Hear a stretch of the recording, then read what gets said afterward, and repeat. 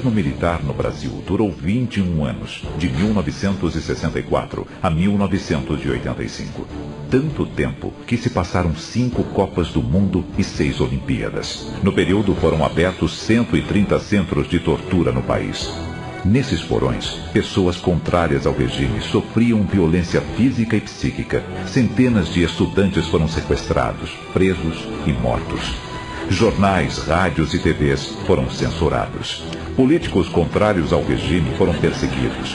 Os brasileiros perderam o direito de votar e de discordar publicamente do governo.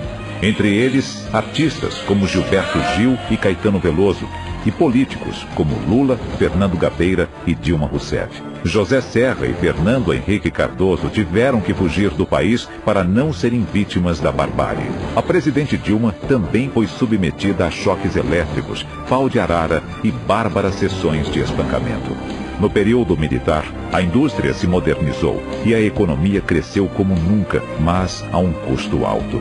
Nesse período, a dívida externa aumentou 30 vezes, passando de 3 bilhões em 1964 para 100 bilhões de dólares em 1985. Em 1979, a lei da anistia livrou da prisão cerca de 2.000 militares suspeitos de tortura e outros crimes e possibilitou o retorno dos exilados políticos.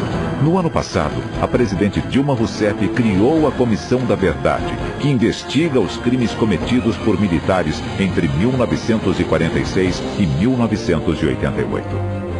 Mas, apesar de tanta crueldade, ainda há aqueles que defendam o regime de exceção e os atos praticados pelo antigo regime. Até quando? Pois é, mesmo com esse histórico, digamos, violento, todo ano, no aniversário do golpe de 64, militares se reúnem para comemorar a chamada contra-revolução ou até mesmo revolução. Ano passado eu entrei num desses eventos e os militares não foram muito com a minha cara não, viu? Dá uma olhadinha. Você já torturou alguém? Eu? Não. Alguém aqui já torturou? Ah, não sei dizer. Você já torturou alguém? Essa pergunta é magnífica. Por conta dessas perguntinhas, os milicos não querem nem ouvir falar do CQC, por isso estou aqui no Memorial da Resistência, antiga sede do DOPS, local que os militantes vinham para ser presos, torturados e mortos. Daqui, a gente vai para o Clube Militar do Rio de Janeiro e quem vai lá agora não sou eu, quem vai no evento é o nosso produtor, que vai estar infiltrado e disfarçado e vai arrancar o máximo de respostas absurdas dos militares, não é? Fechado, inclusive, ó, Mal, eu vou ser o microfone do CQC, eu fingi que eu sou de uma TV comunitária e vou falar que eu tô do lado dos militares, alguma coisinha eu vou conseguir arrancar deles. Tá certo, que não arranque o couro, vamos lá, agora começa essa missão. Hoje, dia 1º de abril de 2013, estamos comemorando 49 anos desde a Contra-Revolução de 64. O senhor acha que é um momento oportuno para a gente lembrar isso? Enfim, destaque um pouquinho quais foram os benefícios que essa Contra-Revolução trouxe ao nosso país. Essa nossa Contra-Revolução nos salvou de uma ditadura comunista nos moldes cubanos ou soviéticos, portanto de inspiração alienígena, né? Como foi esse período para o senhor, o período da Contra-Revolução de 64? Foi o melhor que poderia ter acontecido aqui no Brasil. E estamos precisando de outra, não há dúvida nenhuma.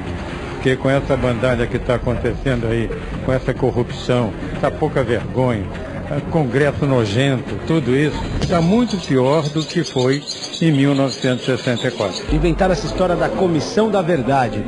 Não é um absurdo inventar a história de que militar tortura e mata homens honrados? A Comissão da Verdade é a comissão da calúnia. Realmente ela é da inverdade, com gente escolhida a dedo por uma presidente que é terrorista e que nunca foi torturada. Ela é mentirosa.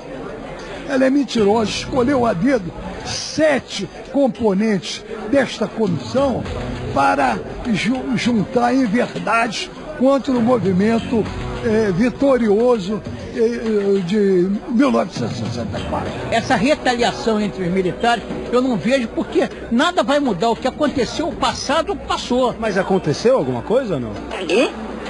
Perante a vida é o seguinte, os vitoriosos contam uma história, os derrotados contam outra história, né? Essas pessoas que nos criticam, que falam mal da Revolução de 64, que chamam de ditadura militar. Possivelmente não estivessem falando porque teriam sido fuziladas nos paredões. A Miriam Leitão, por exemplo, tem um ranço terrível contra o movimento de 1964 e sempre hostiliza os militares. Provavelmente ela teria sido morta num dos paredões e não estaria hoje em dia falando. E se estivesse na mão dos comunistas, como é que seria o Brasil? Né? Será que seria que nem Cuba? É isso aí. Poderíamos fazer como aconteceu naquela época, fechar o Congresso, fechar os partidos políticos, o sindicato. Para que sindicato? Não serve para nada, só para tumultuar e arranjar viu cabide de emprego. Mais nada, mais nada, mais nada. E qual é a sua opinião hoje em dia das famílias que têm tantos e tantos homossexuais e pervertidos e subversivos? Não falta controle? Naquela época não tinha isso aí, né? Exatamente. Aí eu lembro a figura do Jair Bolsonaro, que é um lutador contra esse estado de coisas, um absurdo. Esse movimento pró-homossexualismo, a implantação desse movimento é extremamente negativo. O governo militar chegou de fato a fazer algum tipo de tortura, sim ou não? Individualmente isso possa haver, jamais institucionalmente. Agora vamos ver o número de mortos que houve. Eles alegam, se não me engano, 300 e poucos. 300 e poucos. Qualquer coisa desse sentido.